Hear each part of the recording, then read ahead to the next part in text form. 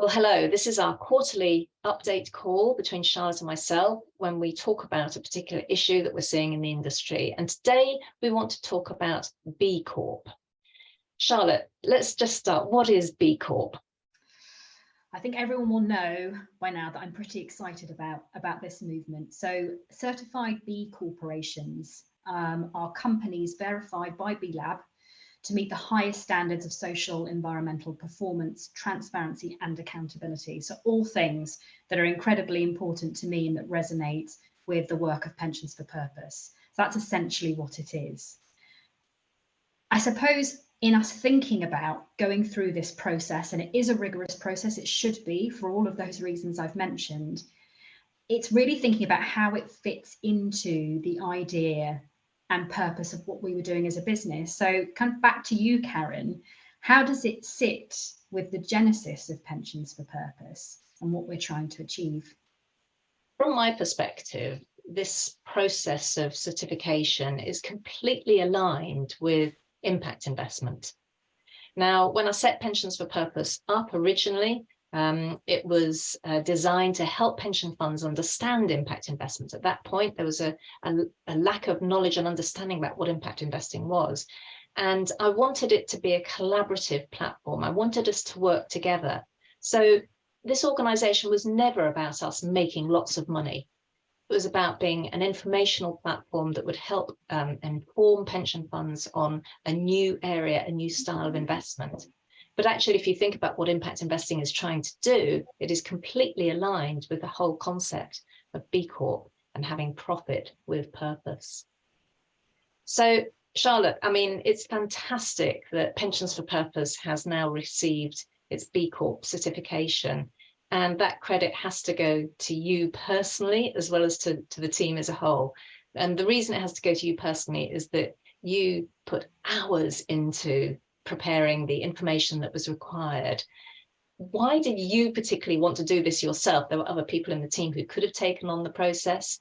And what did you have to do? What were some of the challenges that we faced along the way that we had to discuss and agree how to respond to? So perhaps you can talk a little bit about that.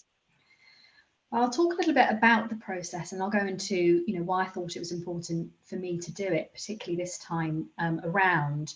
So we went for pending B Corp status. So when we set ourselves up as a limited entity in 2021, we wrote into our articles of association how we consider all of our key stakeholders, including people, planet, and profit.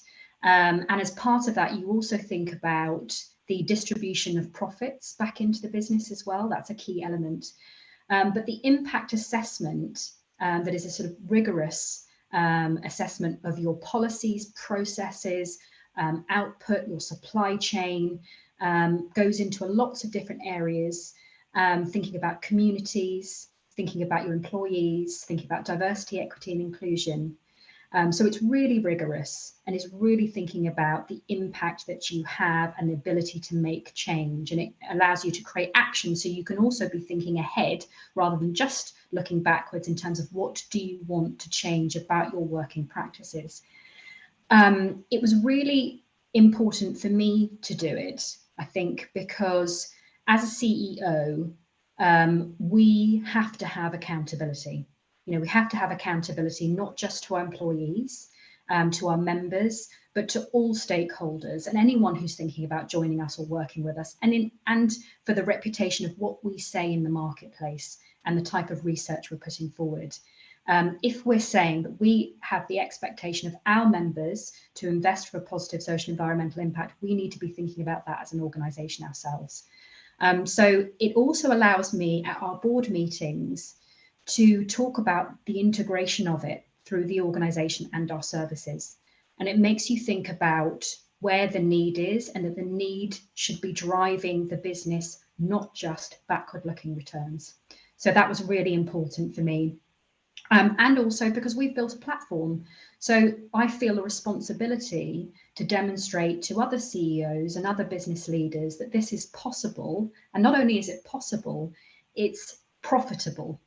It is absolutely possible to act for a positive social environmental impact and deliver a return. It creates transparency, and it creates a brilliant working environment that is inclusive and promotes belonging. So many different elements are brilliant. There are challenges. I'm not going to lie about that. It really does get you to think about how you've put policies together, whether you're being rigorous enough, and it makes you reach for the highest standards. And that's what compels me, you know, always trying to go for best practice, not always looking for regulatory flaws. So yes, I'm not going to for a minute say it's not challenging, but it's absolutely possible. So I suppose what people will be thinking is, well, how widespread, you know, is this movement? You know, it sounds incredible, but you know, we've got a membership base.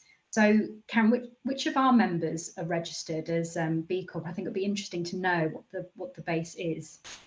So we've got 14 members who already have B Corporation status, and I'm going to list them because I think it's really important to sort of celebrate good practice. So forgive me for a not too long a list. Bridges, Downing, Alandi, EQ Investors, Mallow Street, Montanaro, Oakham, Octopus, Reddington, Resonance, Social Invest, Stewart, Triple Point, and Webb have all got B Corporation status. And I just want to give a little round of applause to all of them for having gone through that and progressed their strategies and their approach so that they are genuinely thinking about some of these issues. But it doesn't stop there, does it? I mean, of course, companies that pension funds are investing in, some of those will have B Corporation status. And I just wonder if you can give some examples, Charlotte. Yeah. Well, do you know what? I was fortunate enough to get invited up to the Palace of Westminster for Better Business Day a couple of weeks ago now. And at that, a number of showcased number of companies because they're trying to make changes through the Better Business Act. And, you know, Virgin came in to talk about how they, as one of the largest companies, has been able to change their articles of association. So it's absolutely possible for big businesses to do. And so great that they were making those strides, but also companies that people will be very familiar with on a day-to-day basis, like Innocent, you know, the drinks company, Pucker, the teas company, Tony's Chocolonely makes slave-free chocolate. Now that's incredibly important because often, you know, the chocolate industry does have layers of that within it. And it's important that we as consumers, as well as investors, are able to make, you know, informed choices. So that it's brilliant to see, you know, the efforts again, but it also demonstrates those companies are all entirely profitable and doing incredibly well, not least because of the transparency. So where, oh, sorry. That's all right. I was going to ask you, actually. I mean, you're the chief executive, you've got the vision. Where would you like to see the industry in 3 years' time? What would be a great outcome for all of us in terms of B Corp status?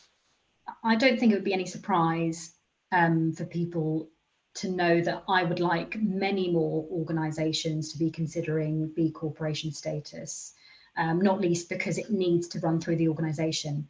But I also think it's a brilliant tool to use to invest. I would like to see in 3 years' time, earlier if possible, the ability to create an investment portfolio entirely made up of B corporations. And I believe that's possible. Yeah, well, let's hope that comes true, because I would love to see that as well. So thank you, everybody. I hope you've enjoyed that discussion. It's straight to camera here, so comes with flaws and interruptions and all the rest of it, but I hope you've enjoyed it. Please share your thoughts on what we've discussed today in the chat, or drop us an email with your reflections as well. Thank you very much. Bye-bye.